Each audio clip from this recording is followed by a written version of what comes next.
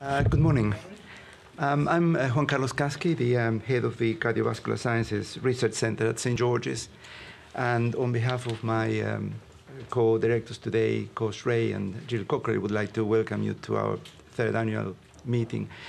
I'm truly delighted to see you here, and I would like to start by thanking the members of the faculty for being with us today as well. I mean, I know it's a big effort to come all the way to London, for some of them having such busy schedule. So we're really grateful to all of you for actually joining us at this meeting. Traditionally, our meetings, the Cardiological Sciences Department initially, and then the Cardiovascular Research Center have been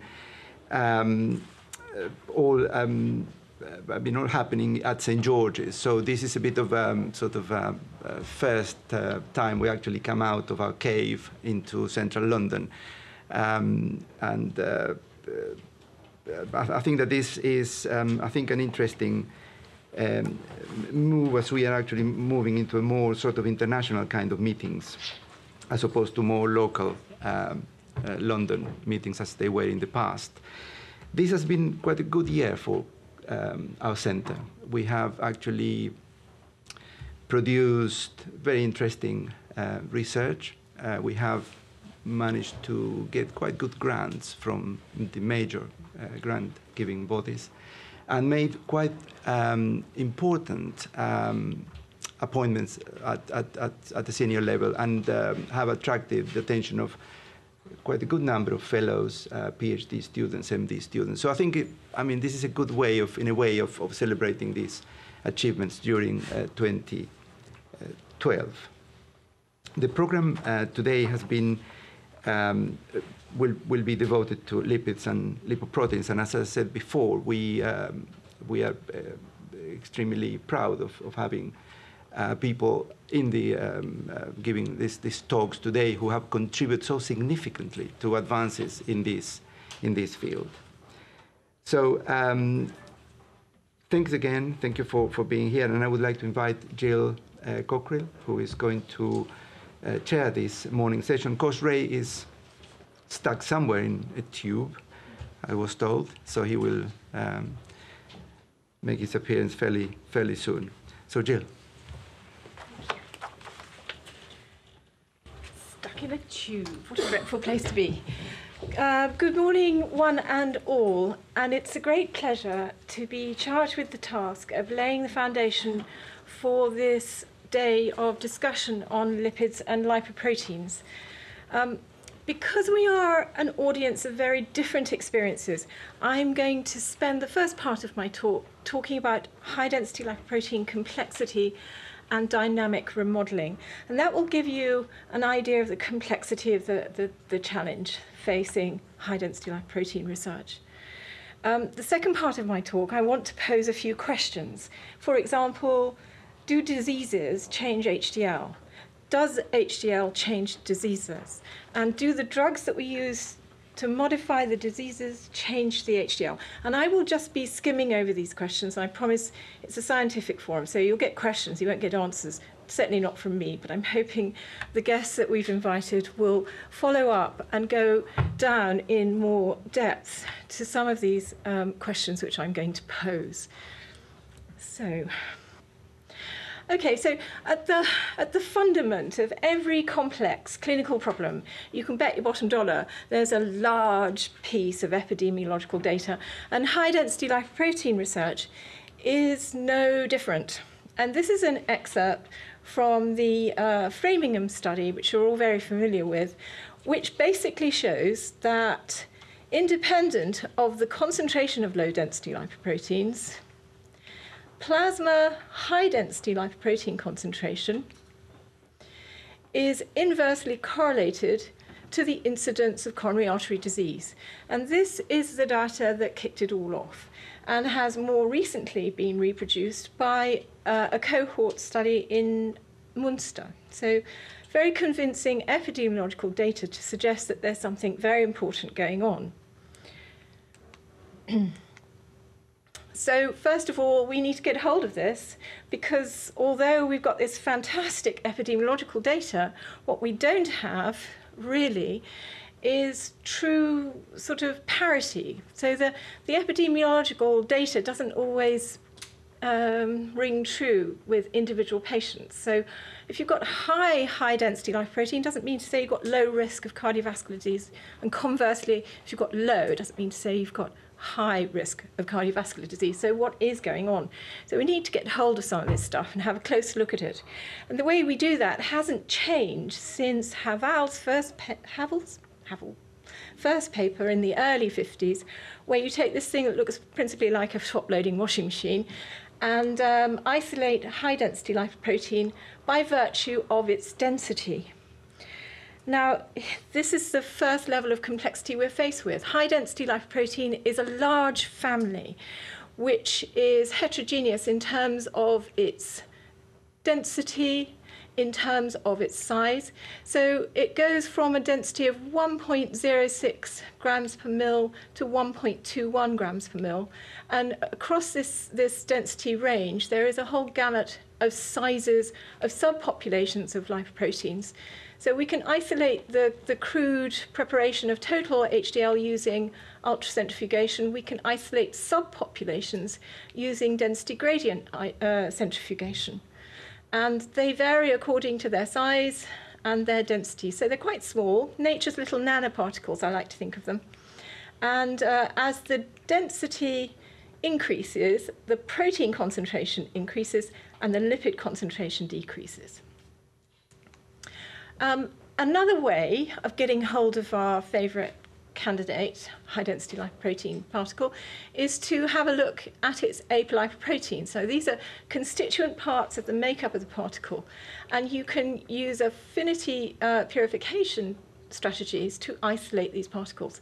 So the smaller ApoA1 only particles are slightly smaller than those containing both A1 and A2, and these are slightly smaller than the largest particle containing ApoA4. So there's a range of apolipoproteins. This one is quite interesting, and I'll come back to this later, the ApoE containing HDL particle. And another way of differentiating these particles is to take them and run them out on a native gel electrophoresis system, where you're differentiating them by surface charge. And what you find is, at the origin, you've got mainly these big guys, the ApoE containing HDLs. They are the gamma migrating particle components. We have a large group of alpha migrating components, the ApoA1 containing, A1, A2 containing, and the A4 containing high density lipoproteins. And then at the head of the pack, there are the very small lipid-free, lipid-poor ApoA1 nascent discoidal high density lipoprotein particles, which are the beta pre-migrating components. So plenty of ways of figuring out how to get them. So most of your high-density lipoprotein is synthesized in your liver and, to a lesser extent, your gut, your intestines. And it's synthesized by the extrusion of apolipoprotein A1, which is the major apolipoprotein component of high-density lipoproteins.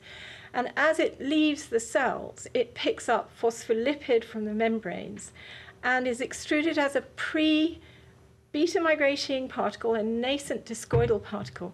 And once that particle is exposed to plasma enzymes and other lipoproteins, it starts picking up unesterified cholesterols and esterified cholesterols via LCAT and becomes a spherical mature particle that we find in our plasma, with all the vagaries that I previously shown. Oh, this one's worked. That's probably because it's hideous. So this again reiterates what I've just shown you, or not shown you, what I've just not shown you, which is just as well, that in the liver you get release of lipid-free ApoA1, which picks up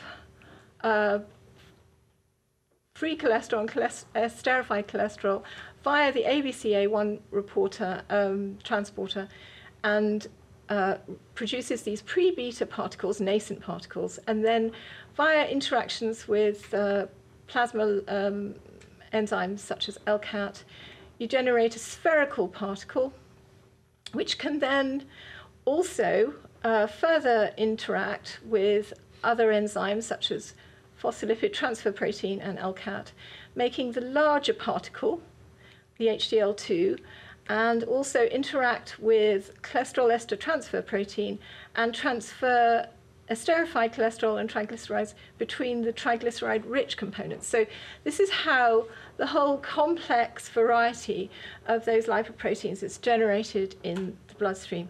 And it's because the lipoproteins are constantly interacting with other lipoproteins and with receptors on peripheral cells that you have this continued complexity. So later in my talk, I'm going to ask, well, why do we have this complexity and how is it modified?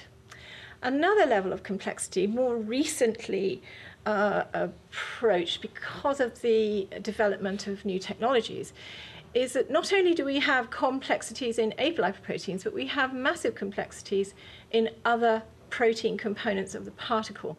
So this is the HDL proteome map that was published by Vezar and his colleagues, looking at normal, healthy patients' high-density lipoprotein.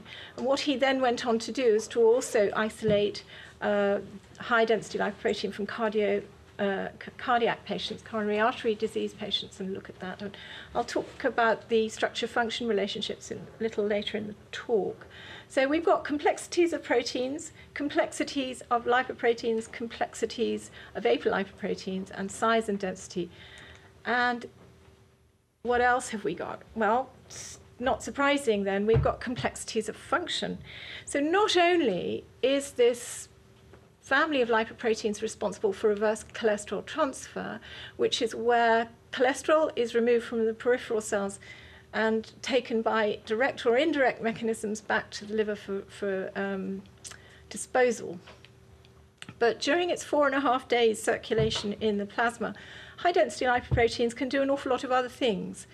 And our lab has shown that principally working on the anti-inflammatory effects of HDL and its mechanisms. So it alters vascular cell responsivity, prevents leukocyte adhesion and transmigration. So it has a fundamental effect on inflammation. It also has a fundamental effect on thrombosis. So it's antithrombotic in its normal state. It induces prostacyclin, inhibits platelet aggregation, and also modulates nitric oxide. It alters tissue cellularity in ways not clearly understood, but we've shown it's definitely anti-apoptotic, and it's mitogenic for certain cell types. It's also very convincingly an antioxidative molecule, reducing tissue damage. And so these are the references that I allude to, some of the functions. So I think the most convincing function of high-density lipoprotein is its antioxidative potential at reducing the oxidative complex of minimally oxidized LDL, and thus reducing foam cell formation in the atherosclerotic plaque. So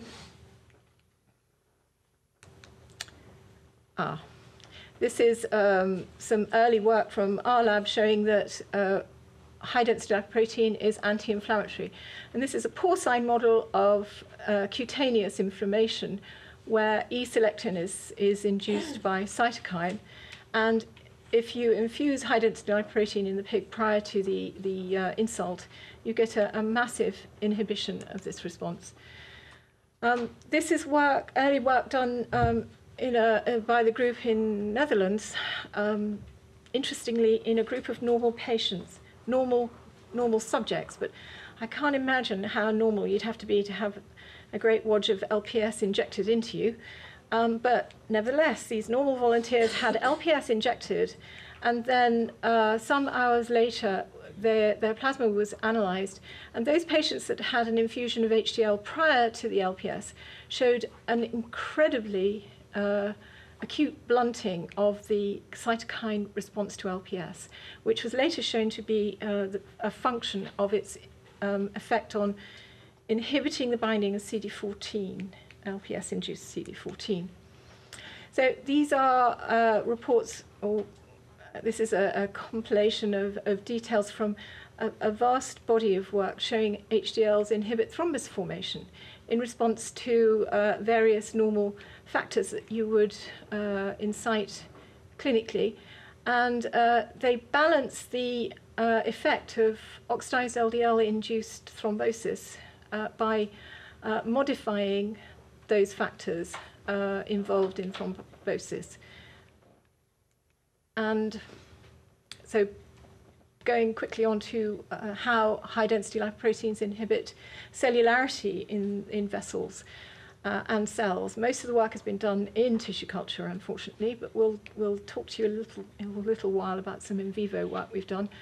HDLs inhibit apoptosis through PI3-mediated inhibition of AKT phosphorylation, and also promote efflux in macrophages, which has an anti-apoptotic effect. And a small group in Spain has also shown the effects of high-density lipoprotein in smooth muscle apoptosis. So in summary then, high-density lipoproteins are entirely complex by virtue of their density and their composition. I haven't even mentioned the complexity of lipids. There are over 1,000 lipids in this family of lipoproteins, very complex, and many proteins. And that's a recent piece of data from the proteomic work that's been done on high-density lipoprotein. High-density lipoproteins are very dynamic by virtue of their ability to remodel in association with receptors on cell membranes and other lipoproteins. So it's a very changing population. And I whisked through functions of HDL. HDLs are clearly very pleiotropic. So can HDL change disease? And clearly it can. And some of the earliest work was done using animal models where they made animals transgenic for human ApoA1. And in those animals that were made transgenic for human ApoA1, which elevated their HDL, they showed a significant reduction in fatty streak formation in a spontaneous hypercholesterolemic mouse model. These are just histological sections of the data shown in the graph.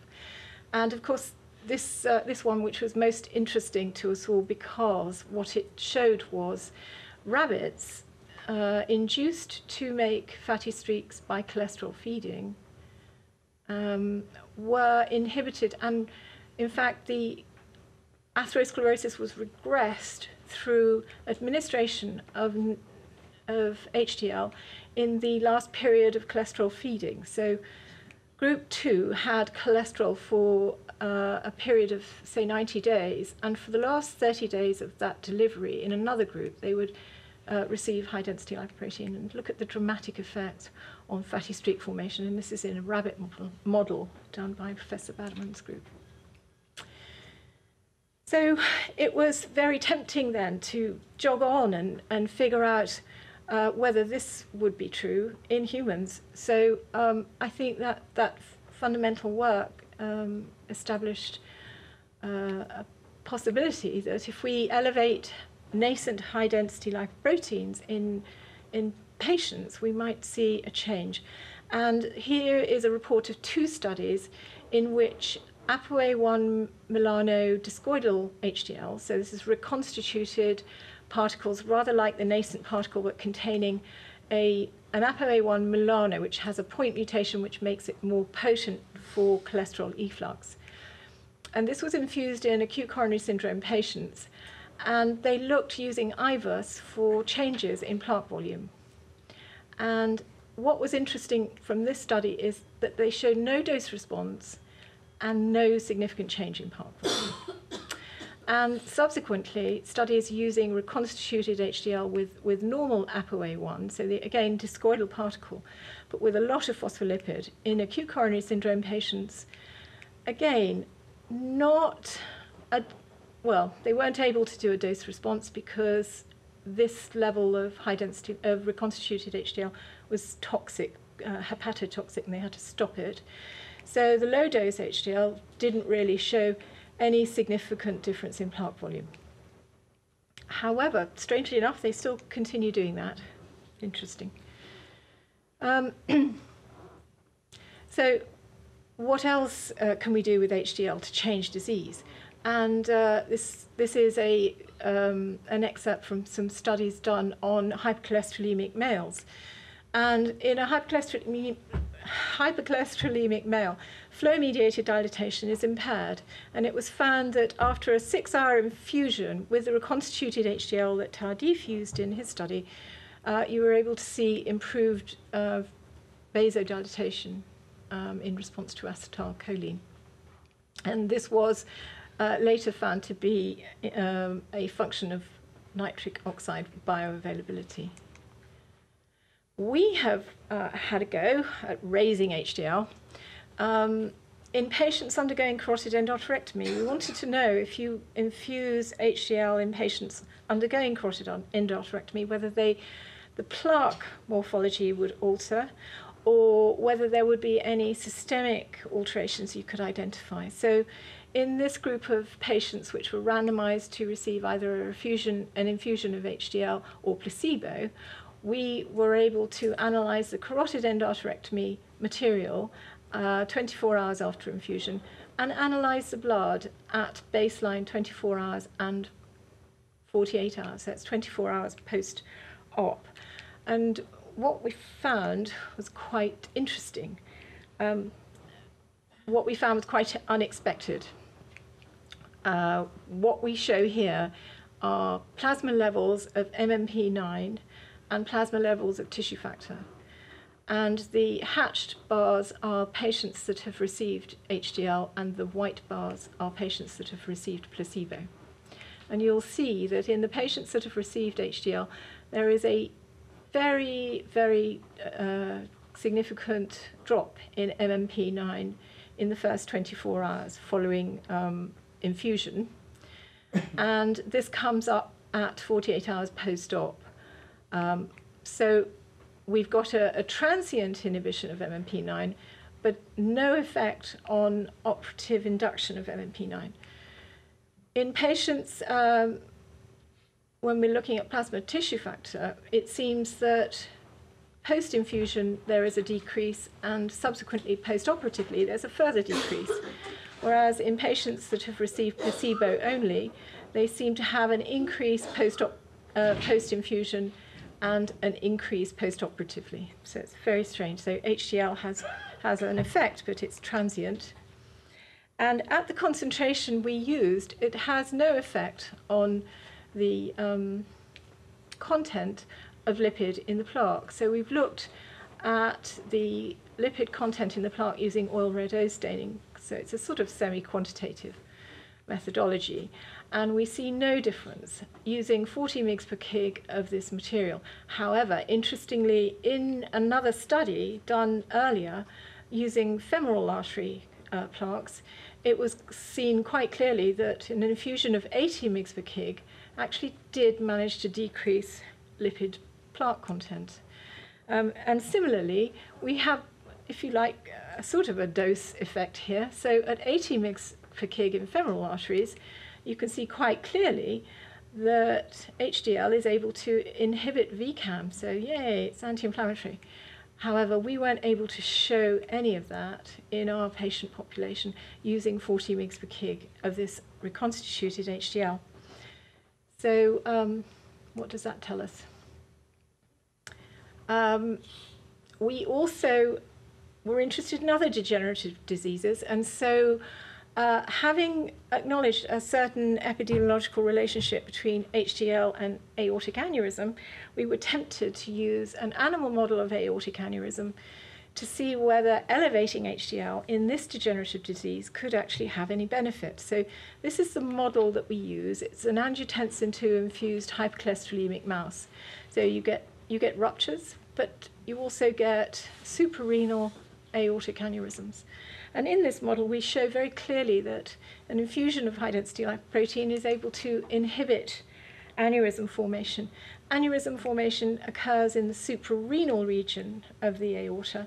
And when you analyze protein lysates from those animals. So the bars are the placebo control, so this is the sham operated, if you like. The black bars receive angiotensin II, and the hash bars receive angiotensin II with elevated HDL. And we see quite clearly that in the domain where you get the aortic aneurysm, HDL inhibits aneurysms, and it also inhibits cleaved caspase 9, which is a marker for apoptosis. So we now have some information about HDL being important in degenerative vascular disease such as aneurysm, and it operates through apoptosis in a site-specific manner. So very interesting, and we'll certainly be following that up. So quickly go on then, because I think I'm close to time. Can disease change HDLs? Well, as I said earlier, this study in which Vazar looked at the proteome of HDL, he also looked at the proteome of coronary artery disease patients and correlated it with cholesterol efflux, and found that patients with coronary artery disease have compromised their ability to efflux cholesterol, albeit from an in vitro model, and that correlated with a change in the proteome, which is very interesting and a line of research that several groups are following. I mentioned the antioxidative potentials of HDL, and I failed to mention that this component was mainly the function of paraoxinase protein, which is an apolipoprotein, which is a protein which piggybacks with high-density lipoproteins. And when you look at paraoxinase amount between stable and unstable coronary artery disease, not much cooking. However, very different from healthy control subjects. However, when you look at paraoxinase activity, you can actually start now to see a difference between the stable coronary artery and unstable, and a significant difference between the healthy individuals, presumably age-matched healthy individuals, and patients with coronary artery disease. So very interesting demonstration that disease can compromise antioxidative effects. So disease clearly compromises anti-inflammatory effects. And this was shown in a study by Patel from Bronwyn Hardwell's group in Melbourne. She showed that patients with diabetes have glycated ApoA1, and the glycation of this major apolipoprotein compromises its ability to be an anti-inflammatory. And most recently, genes are now becoming identified in various pathologies that will also impinge on HDL complexity and perhaps function. So what we've got here is an obesity cohort. Oh gosh, we all pull our stomach muscles in when we see that word. And what they've shown in this study is that in patients who are obese, a number of enzymes are modified. ABC1 is inhibited, which reduces the HDL synthesis, and triglycerides are increased through modification of a whole host of proteins, which I won't go into. But there is a balance going on here in obesity between synthesis of HDL and also its dynamic modeling in the plasma. And one would think that that would impinge on the function. So quickly moving on then, can drugs treat changes in HDL? And this is going to be dealt with by several of the speakers later on. So I'll just put up a list, really. So in answer to the question, can drugs that raise HDL alter HDL complexity? And the answer is yes, they clearly can. And they do so differentially. So statins and niacins increase larger ApoA1 containing HDLs, whereas the fibrates, and it's gemfibrozil in this particular study, can increase the smaller ApoA1A2 containing HDLs. CETP inhibitor, and this work was done on the prototype torcetrapib, so I'm not quite sure how much use this is, but it increases larger A1 containing high-density lipoproteins and has been shown to compromise its ability to efflux lipid. So, In summary then, HDLs, very complex, very dynamic, forever changing, can change disease. Can change disease when you increase exogenous levels. And diseases can change HDL structure and function. We know that. There's plenty of evidence. And also the drugs we use to treat lipidemias and so forth can change high-density lipoproteins. And it just remains for me to thank my lab for having been totally ignored in the last few weeks because I was getting things together. So thank you one and all, and I'll leave it there. Thank you.